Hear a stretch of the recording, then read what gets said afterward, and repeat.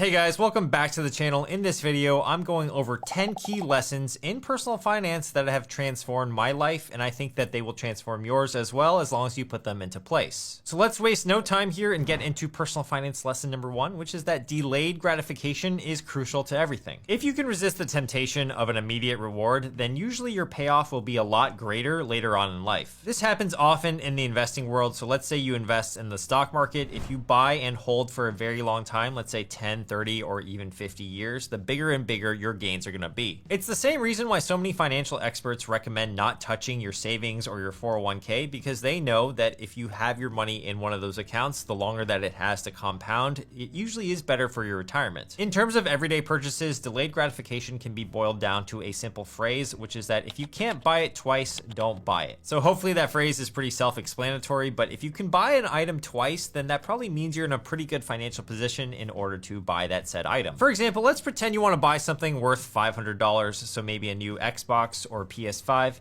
and you can afford it once, but the idea of a purchase that's over $1,000 seems kind of daunting. That's when I'd probably argue you can't afford the $500 purchase in the first place, because if the $1,000 purchase makes you uncomfortable, then it's probably not a good idea. Delayed gratification can also help with your decision making. I find that whenever you have a decision presented to you, and especially if it's a big decision in your life, such as a career change, if you zoom out 10 or 20 years, usually the picture becomes a lot clearer. So I personally remember a situation at work that I was in. So I was working in the monetization department at a mobile video game company, and I wanted to switch to marketing because they had a higher base salary for their employees. The short-term thinking in me wanted the extra salary of 10 or 20K by switching over to marketing and doing roughly the same amount of hours of work.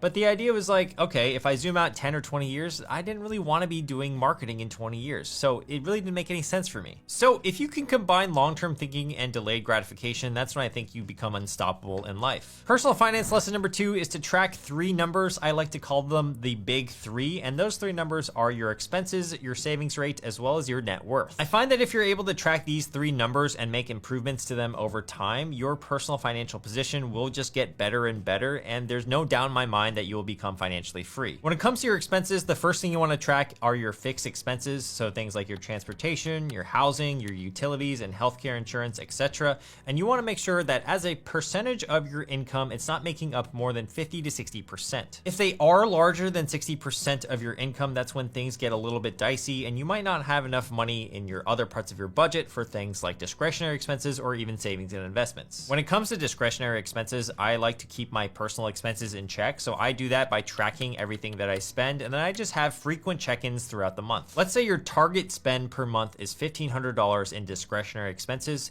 Then what you can do is just have a check-in, let's say on the 15th of the month, so halfway through the month. Your discretionary expenses should be around $750. Now, if you are ahead of that, so let's say you've spent $800 or maybe even $900 by the 15th day, you know that you need to cut back a little bit for the rest of the month. When it comes to tracking your personal savings rate percentage, I would try to aim for a percentage of savings of your income of around 10%, and then slowly try to ramp it up from there. Ideally, if you're tracking your savings rate, you have more of an eye on it at all times. You're more aware of it, and hopefully it's going up over time, because as your savings rate increases, that means you're going to have more money for activities such as investing.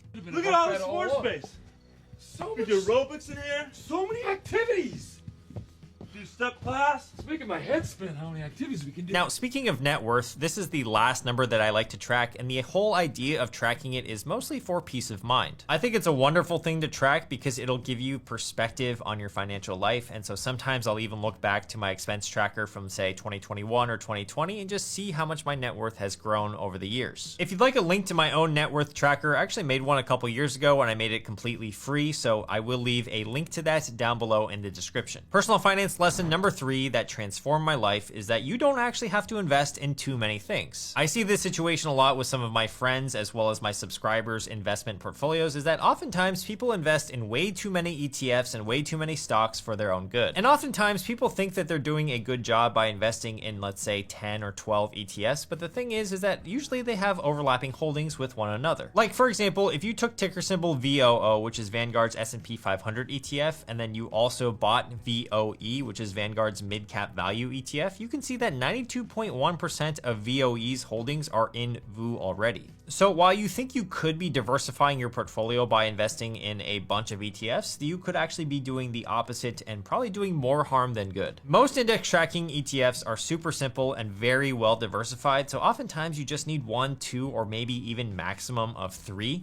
And if you are having way more than that, you might just be making it more confusing for yourself. Investing should be simple and passive, and most casual investors that just buy an S&P 500 ETF, for example, over the past 15 years, they would have outperformed 92% of large active fund managers according to S&P Global. All right, personal finance lesson number 4 today is to be aware of big purchases that are depreciating assets. We all know things like cars depreciate, but other things depreciate as well, such as jewelry and watches, clothing, books, smartphones, and even computers. So if you're spending money on one of these assets that are depreciating, the worst thing that you can do is actually borrow money to finance it, because at that point you are borrowing money from, let's say, a bank at a high interest rate, and you are not only paying the bank to finance your purchase, but you are financing something that is going down in value over time. You are paying money to lose money in this case. Now, I'm usually referring to things like jewelry, clothing, or even furniture.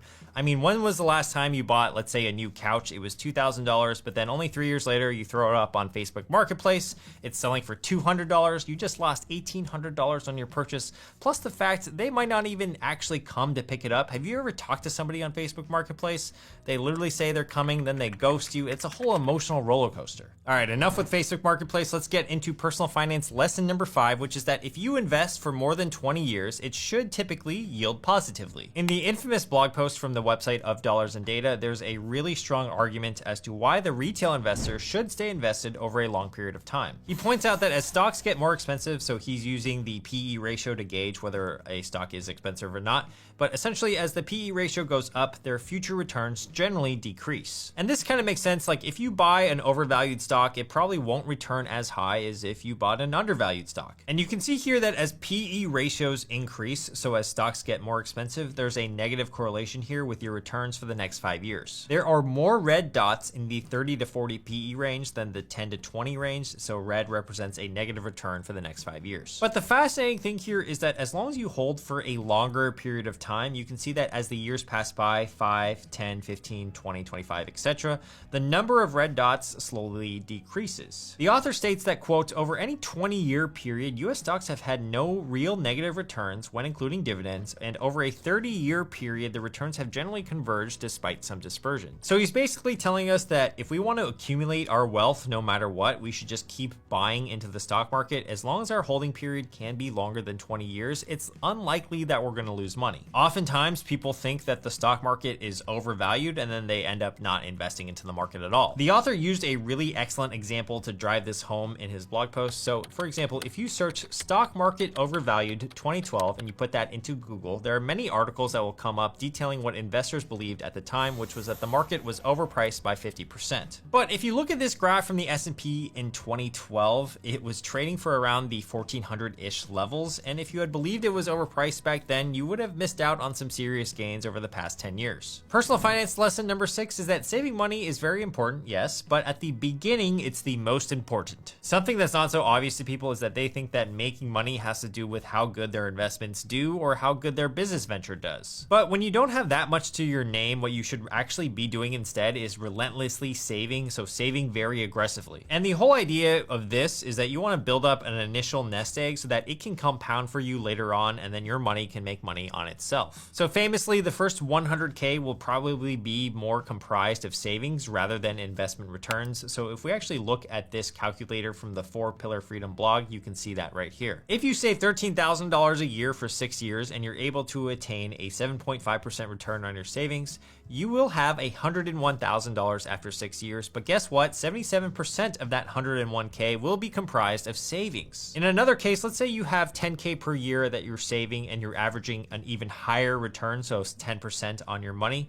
It will take you 7 years at a 10% return, but your savings still comprise 67% of your total $104,000 balance at the end. So with compound interest, we all know that friction is in the very beginning, so all the friction is at the beginning. So therefore, if you're able to save money when you have no money to your name, every dollar is going to be worth way more for you in the future because it's working for you as it's compounding. There really is no secret to getting over the hump, so getting your initial nest egg going. It really just takes a lot of discipline and savings and a lot of diligence, so if you are new to it, just stick with it. Personal finance lesson number 7 that transformed my life is that investing should be boring. You likely aren't going to get rich by day trading, but what will get you wealthy over the long term is buying and holding into, let's say, an index fund and just simply forgetting about it. So I want to share with you guys a snippet from a podcast with the Psychology of Money author Morgan Housel, and it is really genius. Your book taught me that successful investing is when you lose the password to your investment account. Yes, that's exactly it. I don't actually think you said that in there, but that's like, when I lose the password to my investment account, I'm so proud of myself. Yeah. Because it means I haven't checked it in forever.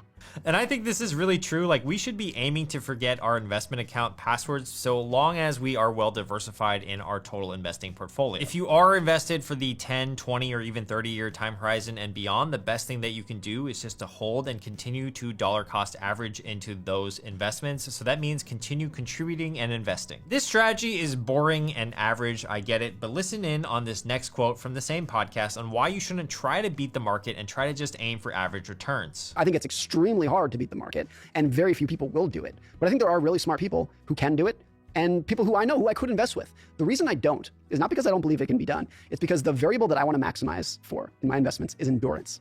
If I can just earn average returns for an above average period of time, it's going to lead to amount of success that will literally put you in the top 5% of investors. So yeah, right there you have it. Top 5% of all investors just by being average and doing boring things such as investing in an index fund and just kind of stepping away. Personal finance lesson number 8 today is to not pay attention to your peers, not in terms of life, like you definitely want to pay attention to them, but don't compare yourself to others. Personal finance is a lifelong pursuit, and you might be tempted to draw comparisons to other people in your life, such as your friends, your colleagues, or even people that are the same age as you. And even with social media these days, it's going to be in your face 24/7. But it's important to remember that everybody's on their own path, and your situation might be a lot different than your friend's situation, and your goals are going to be completely different as well. And these people on social media, don't even pay attention to them. You don't even know what's going on behind the scenes. They're really just showing you the highlights of their life. The truth is that no one's gonna just go up to you and show you their bank account and be like, yo, this is how much money I got. You should feel bad for yourself. No, that's not gonna happen. Drawing a comparison is just going to waste your time and mental energy, and you could use that time and energy to focus on yourself. Some people love spending everything that they make. Some people love saving everything that they make, and some people are just in between. And also when it comes to spending, everyone has different values as well. It's easier said than done, but I find that if I'm not comparing myself to other people, then the amount of impulse purchases that I make as well, it goes down. Personal finance lesson number 9 today is along the same vein, and that is to avoid becoming the 30K millionaire. This is a phrase that I learned about in Texas, and a 30K millionaire, according to Urban Dictionary, is individuals that make $30,000 per year but act like they make millions. So for example, check out this 30K millionaire driving the low-end BMW who still lives at home with his parents. Or someone who goes to a club and pays to get the VIP table and then can't buy any drinks because they spent all the money on the table. What a 30K millionaire. So the lesson here is that people that look like they have money, they probably don't have money, and the wealthy people that actually do have money, they won't dress or even act like they have money at all. According to a study of millionaires, most wealthy people live well below their means. That's how they got there in the first place. The best quote of the book, The Millionaire Next Door, is that, quote, "If your goal is to become financially secure, you'll likely attain it. But if your motive is to make money, to spend money on the good life, you're never gonna make it." It's a good reminder that if we focus on our own goals and living within our means, we'll probably hit financial freedom and financial security, and that's probably what you wanna do. Don't become the 30K millionaire at all. Personal finance lesson number 10 that changed my life is that what's risky for you is not risky for someone else, and vice versa. Just like not comparing yourself to others, don't make the same decisions as somebody else just because they do it. I mean, your risk profile is going to be very different than, let's say, your neighbors. You want to make sure that if you're getting financial information or financial advice from anybody, that you're doing your own critical thinking and really thinking through if it makes sense for you. General advice is not a one-size-fits-all, and even on this channel or any other YouTube channel that you see, you should always be applying a filter to it, which is like, is this decision right for me? I don't mind if you're getting inspiration and ideas and starting points from online, TV, your friends, wherever you get that information. I think that's totally fine, but you really want to be conscious of whatever you you put into place in your own life. All right, so those were my top 10 personal finance lessons. Let me know what you thought in the comments. You might want to also check out this video right here. It's on the 21 money lessons everyone should know to be financially literate. Make sure to hit the subscribe button on the channel down below. It takes 0.1 seconds, and I will see you guys in the next video or that video. All right, peace.